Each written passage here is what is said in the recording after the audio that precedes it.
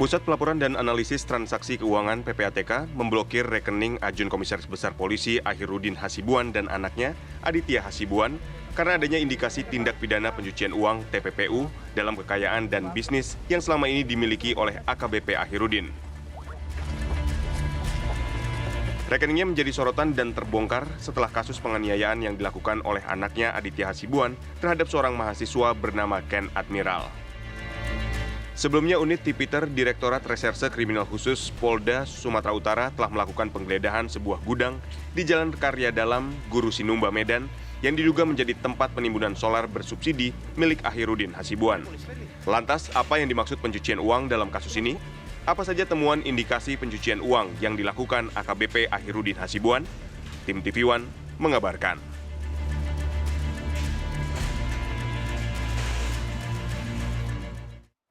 Sambil ini sebetulnya paralel juga ya pemirsa dalam hal ini kalau unsur etiknya lalu juga kemungkinan indikasi pidana juga tentunya saat ini yang terpublish ya ke publik adalah dari harta dan juga kekayaan AKBP Akhirudin Hasibuan yang menurut sebagian apakah itu masyarakat ataupun juga netizen cukup mencengangkan angkanya. Apalagi PPATK juga merilis informasi awal masih terus didalami, masih terus diselidiki oleh PPATK ada angka puluhan miliar. Nah, bersama kita untuk membahas hal ini sudah hadir di studio ada Inspektur Jenderal Polisi Purnawiran Beni Mamoto. Beliau ini Ketua Harian Kompolnas RI. Selamat pagi Pak Beni. Maaf lahir batin terlebih dahulu. Sehat Pak Beni, alhamdulillah. Sehat. Dan juga doa kami juga adanya untuk Pak Bambang Rukminto, pengamat kepolisian saat ini berada di kampung halaman di Malang, Jawa Timur. Pagi Pak Bambang, maaf lahir batin. Pak Beni, maaf lahir batin. Iya, sama-sama Pak Bambang. Saya pertama ke Pak Beni terlebih dahulu. Pak Beni, kita beberapa waktu lalu membaca pernyataan resmi ya Kompolnas yang juga meminta untuk penanganan AKBP hari ini dituntaskan secara cepat, secara transparan. Unsur pidananya jika terpenuhi ya tentu akan disasar juga di sana. Nah, yang terbaru adalah PPATK juga ikut melansir gitu. Sejauh mana Kompolnas juga mendorong selain dari kode etik, selain dari pidana tersebut dan juga pengungkapan dari harta-harta bila mana hal tersebut didapat dari hal yang tidak wajar gitu. Ya, kami dari Kompolnas sudah mengirim tim ke sana. Oke. Dalam hal ini salah satu komisionernya Pak Yusuf sudah turun ke sana, sudah berkoordinasi, melakukan supervisi dan mendorong agar segera dituntaskan kasus ini. Yang pertama, tuntaskan segera kasus menyangkut masalah penganiayaan. Ya. Kenapa dikatakan menuntaskan? Karena keberadaan sang ayah di situ, Di TKP ya. kemudian senjata airsoft gun dan sebagainya. Nah, ini perlu didalami. Kemudian apakah ini memenuhi unsur pidana? Kalau iya, majukan. Tidak hanya etik. Nah, ini satu urusan. Kemudian yang kedua, berkembang di medsos bagaimana gaya hidup mewah. Nah, ini yang saya heran. Sudah ada kasus sebelumnya, kenapa masih? Nggak belajar ya Pak ya? Nggak belajar.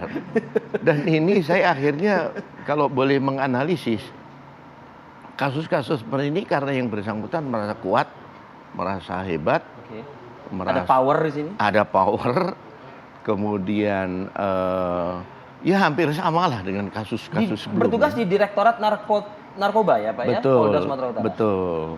Nah, oleh sebab itu kalau saya sering menggunakan istilah yang mau kuasa marah lah.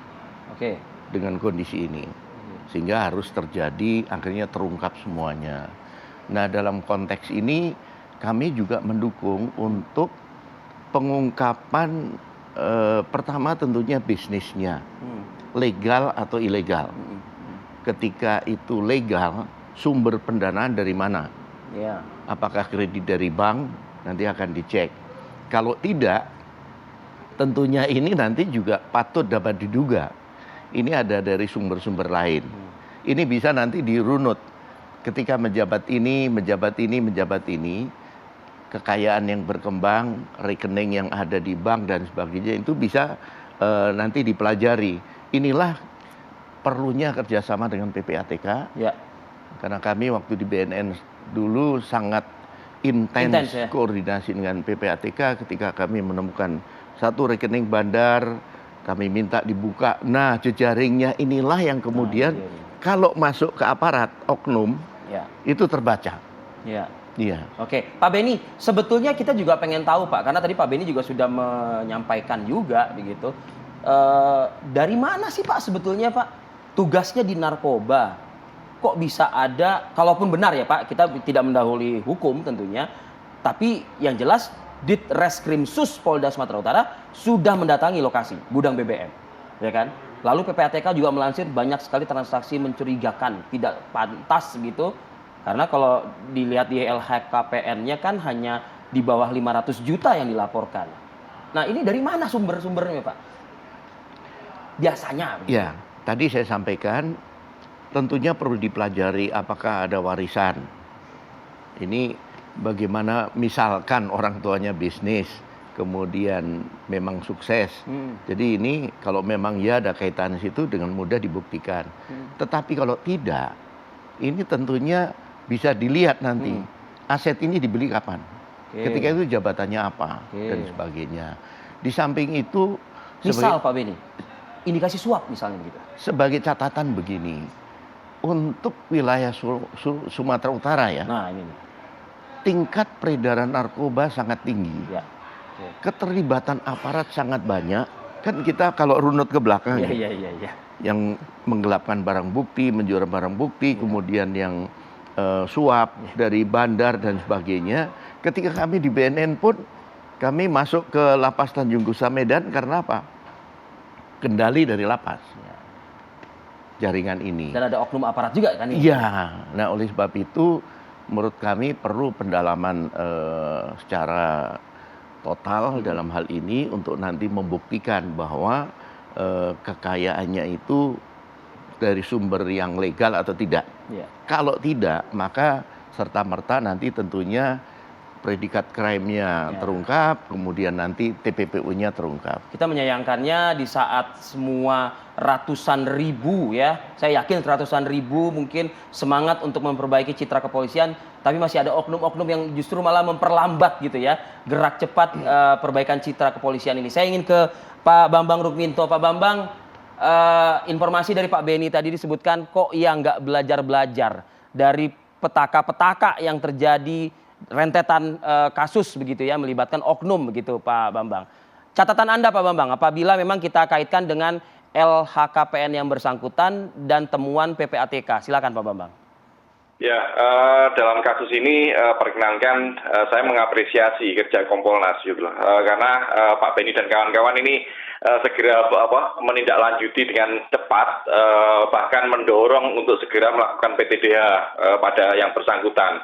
Dalam kasus ini kan ada dua yang saya soroti, ya, ini terkait dengan kasus penganiayaan sendiri, karena personil ini diduga turut serta dalam melakukan penganiayaan gitu loh, karena melakukan pembiaran dan sebagainya. Kemudian terkait dengan LHKPN yang di situ sangat rentangnya sangat jauh sekali antara yang dilaporkan dengan kekayaan secara faktual di lapangan yang juga disampaikan oleh PPATK ya, seperti itu. Makanya kalau tadi yang disampaikan Pak Beni bahwa kenapa ini tidak belajar, saya melihatnya sama yang seperti disampaikan Menko Polhukam beberapa waktu lalu, bahwa kepolisian ini dikuasai oleh tikus-tikus itu loh. Saya mengibaratkan seperti itu, sebuah lumbung yang dikuasai oleh tikus itu. Tikus-tikus yang terjerat ini seringkali dikatakan hanya seekor tikus yang apes saja gitu. Tidak beruntung kemudian tertangkap gitu. Makanya untuk membersihkan lumbung ini dari para personil yang melakukan pelanggaran yang dalam tanda kutip bertindak seperti tikus dalam lumbung ini harus melakukan perubahan sistem gitu. sistemnya dirombak, ditata ulang, dan pengawasannya pun juga harus diperketat. Kalau tidak, ini akan muncul lagi karena hanya satu tikus saja yang terjerat oleh perangkap, tapi tikus-tikus yang lainnya masih beroperasi untuk menggerogoti institusi nama besar, institusi kepolisian seperti itu, Pak Fadil.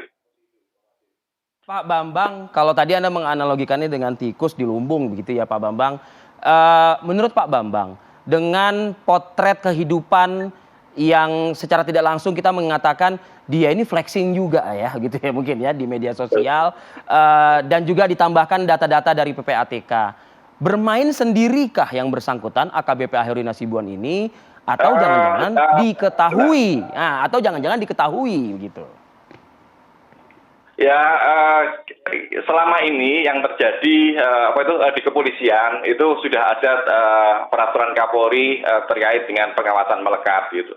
Ada Perpol 2 tahun 2022 yang baru saja ditandatangani oleh Pak Listio Sigit tahun kemarin gitu. Artinya peraturan Kapolri tersebut tidak efektif dalam menjerat perilaku personil kepolisian gitu.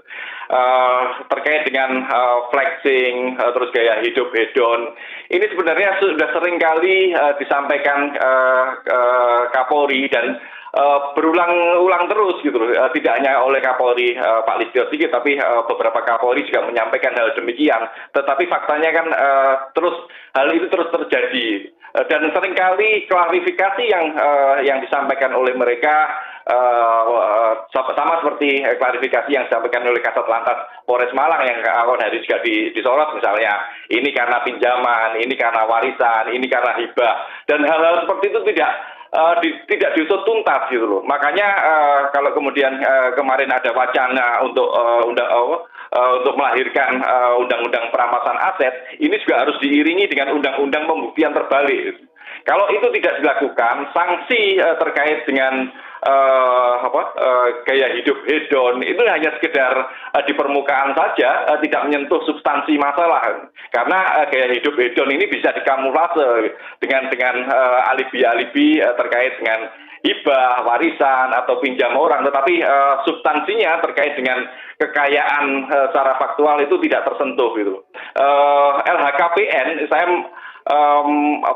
pernah melihat dalam sebuah podcast Pak Irjen mantan Makabar Reskrim Pak Irjen Purnawirawan Bekto Suprapto mengatakan bahwa LHKPN ini seringkali hanya bohong-bohongan saja, hanya sekedar formalitas untuk memenuhi kewajiban yang diwajibkan oleh negara seperti itu. Tetapi fakta-faktanya mereka tidak melakukan dengan benar itu. Itu yang kita sesalkan seperti itu. Saya jadi bertanya-tanya Pak Beni, Pak Bambang, Perkap Kapolri itu adalah surat tertinggi loh di institusi begitu ya Pak ya. Seharusnya itu ditaati. Ini nggak jalan, apakah jangan-jangan bukan satu oknum, jangan-jangan oknumnya di satu departemen divisi, jangan-jangan gitu ya. Mudah-mudahan sih tidak. Kita ulas lagi lebih dalam. Usai jeda pada berikut kami akan kembali ke hadapan Anda.